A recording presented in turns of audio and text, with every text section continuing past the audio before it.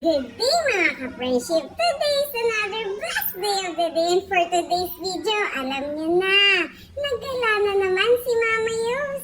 Pagpasensyahan niyo na nga po ang ingay sa background ko. Napaka-ingay naman talaga nila sa labas. Abay, ang dami ni Dadaldan.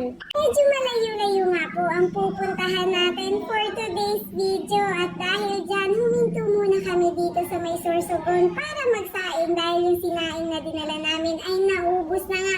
Alam niyo naman, kapag kami gumagala, pang-budget meal lang talaga. Ay matagal na ng plano pero walang petsa. Tapos ngayon biglaan silang magsasabing umalis na nga daw kami kinabukasan. Aba naman, wala pa akong na-order sa Shein yan. Habang nasa biyahe nga kami, napadaan kami dito sa Ribulto nga daw ng mga kababaihan. Abay, agree nga po ba kayo dyan? Wala akong masay dyan. Haba nga po ng biyahe namin from 7 PM at kami umalis ng Cavite. Abay, nakarating kami dito sa may Matnog ng 11 AM na. Kaya tignan mo, bagsak diba? Tracking pa more. First time ko nga lang mag-tracking. Sinubukan ko nga lang kung abay, ang masasabi ko lang mukhang ito na nga ang una at huli. Ang sakit po talaga niya sa balakang. Ang sakit niya rin po talaga sa puwet. Sa haba naman talaga ng biyahe. Tapos ang tulog mo pa, idlip pa talaga. Hindi talaga Mabuti na lang talaga. Pagdating namin dito sa Matnog, inahabol pa namin yung 11 AM na biyahe. Kaya naman pagkadating namin, dire-diretso na kami sa loob ng port. Napasok na kami ng port is around 11:30 AM na. Pero umalis yung Roro, 1:45 na. Medyo matagal po talaga. Nagawang ang dami talagang sasakyang pinapasok. Bugso-bugso pa nga po ang ulan dito mula ata Quezon Province. Pagpasok namin, wala nang hinto yung pag-ulan. Minsan malakas, minsan ambon. Ay, basta pabugso-bugso siya.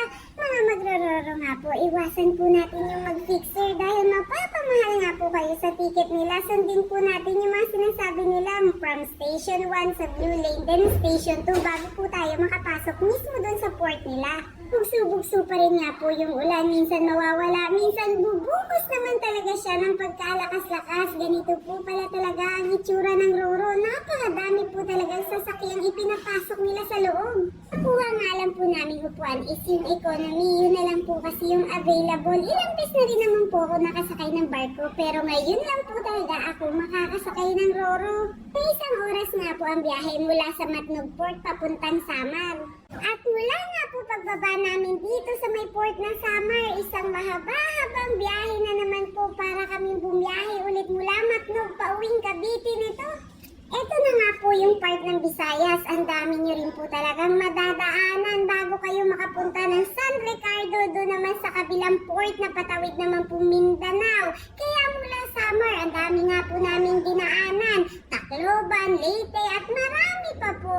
Sa part nga po na to, medyo natagalan kami kasi hindi nga po kami makapagpatakbo ng mabilis at mafagi pa talaga. Bandang Leyte nga po to, piling po may lalabas na talagang white lady dyan, Charis. Hindi nga po kami basta makapagpatakbo ng mabilis. Gawang marami nga po butas-butas sa kalsada. Gawang marami talagang dumadaang mga tracking din dito, mga malalaking truck. Kaya hindi po talaga yun maiiwasan. Pero syempre, tayo'y mag-iingat at mahaba-haba pa nga ang ating babiyahin. Kaya takbong-pogi lang talaga yung mga driver natin. Abay, kahit mabagal, mabilis, ang mahalaga makakarating tayo sa ating paroroonan. Hindi na nga po ako nakapag-video dun sa may San Ricardo Port kasi umabot nga po kami ng 3 AM na dun at napakadilim naman. Sasakyan na nga lang po kami nagstay at nakababa nga po kami dito sa may Surigao Port or Lipata ng mga around 7 AM na po ng umaga kasi 5:45 na nga po kami nakaalis dun sa may San Ricardo Port at syempre nakarating na rin kami sa aming paroroonan. Welcome home dito sa aming lugar dito sa Bacuag, Surigao del Norte at talagang maulan nung dumating kami.